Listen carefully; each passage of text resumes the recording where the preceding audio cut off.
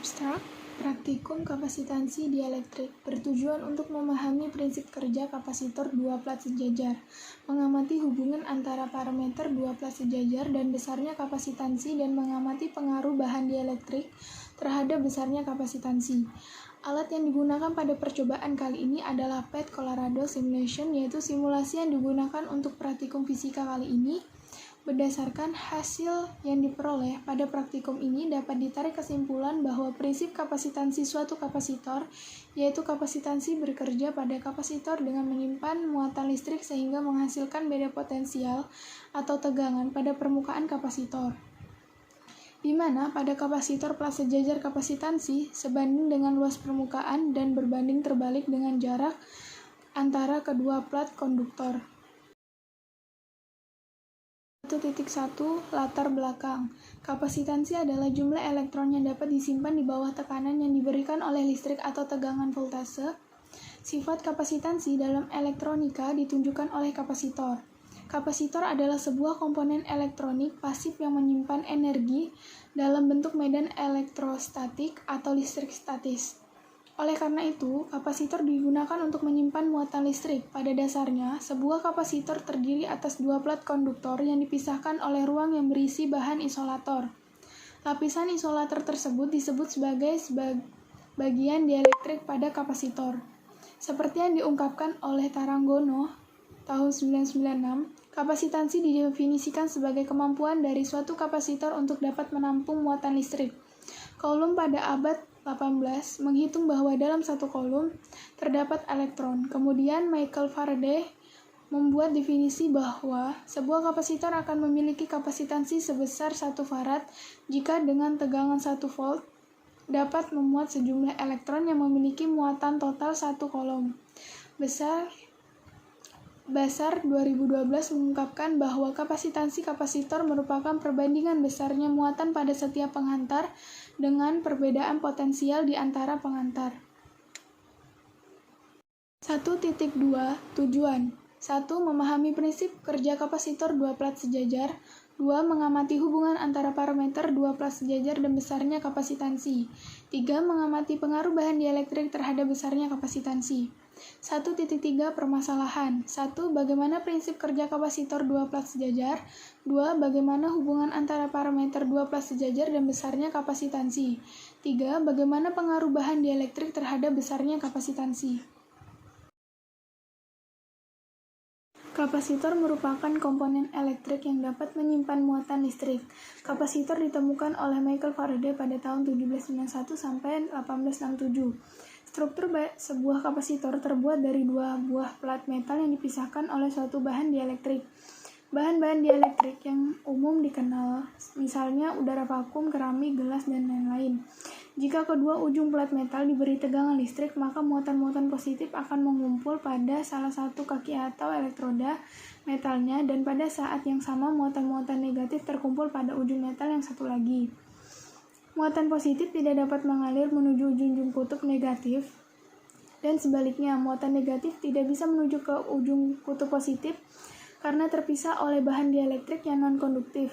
Muatan elektrik ini tersimpan selama tidak ada konduksi pada ujung-ujung kakinya. Di alam bebas, fenomena kapasitor ini terjadi pada saat terkumpulnya muatan-muatan positif dan negatif di awan.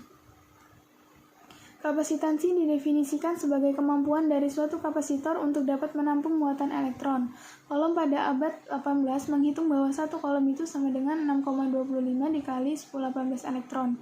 Kemudian Michael Faraday membuat postulat bahwa sebuah kapasitor akan memiliki kapasitansi sebesar 1 farad jika dengan tegangan 1 volt dapat memuat muatan elektron sebanyak 1 coulomb. Dengan rumus dapat ditulis dengan Q sama dengan C kali V. Keterangannya, Q itu besar muatan, C itu kapasitansi listrik, V itu besar tegangan.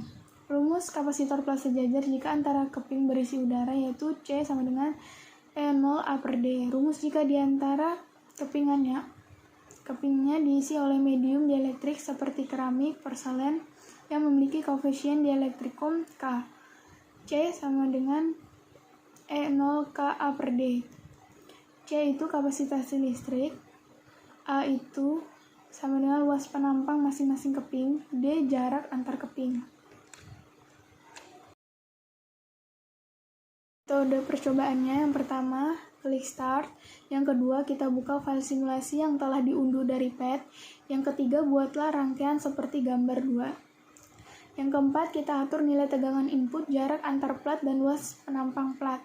Yang ketiga, perhatikan nilai alat ukur kapasitansi, catat hasil pada tabel simulasi. Setelah itu selesai.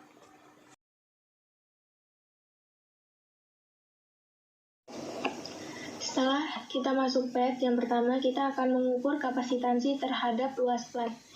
Jarak antar platnya kita ganti dulu menjadi 7. Luas platnya 120 sampai 300 dengan penambahan 20.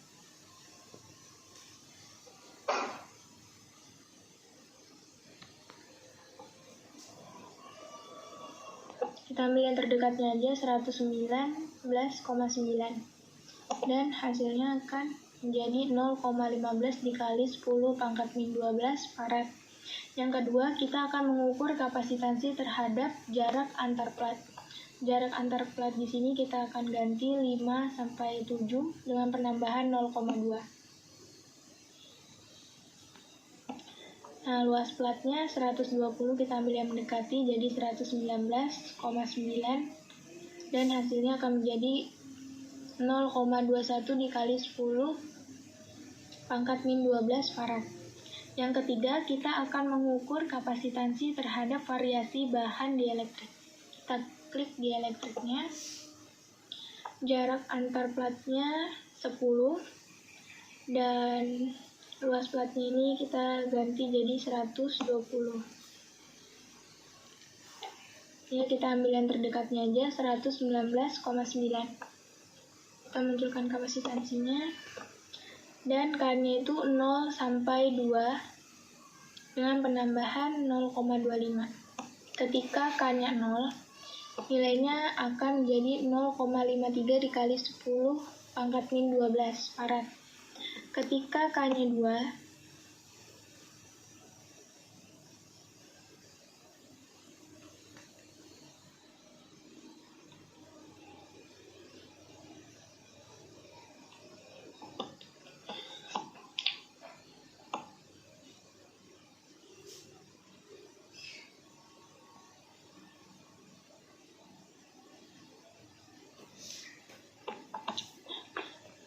maka nilainya akan 0,45 dikali 10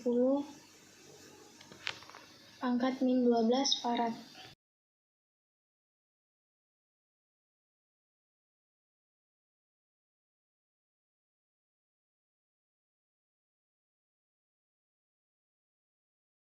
(4.2) Pembahasan. Yang pertama, pada grafik hubungan A dan C dapat diketahui bahwa semakin besar A, maka semakin besar pula C.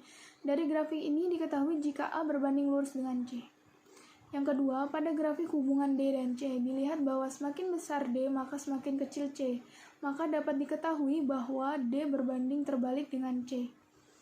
Yang ketiga, pada grafik hubungan K dan C dilihat bahwa semakin besar K, maka semakin kecil C, maka dapat diketahui K berbanding terbalik dengan C. Yang keempat, menghitung regresi linier dari tabel pengukuran K dari 0 sampai dengan 2 dengan penambahan 0,25, D-nya 7, dan A-nya 120.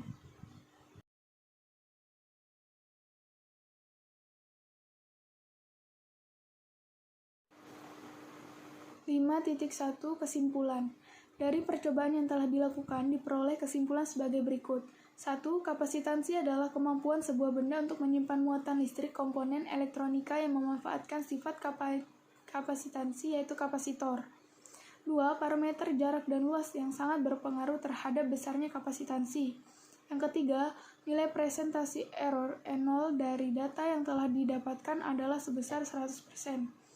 5.2 Saran yang diberikan pada percobaan ini diantaranya yang pertama, memanfaatkan waktu sebaik mungkin agar praktikum yang dilakukan dan laporan yang dibuat mendapatkan hasil yang lebih baik lagi. Yang kedua, penulis mengharap kritik dan saran dalam penulisan laporan agar dapat lebih baik lagi di kemudian hari.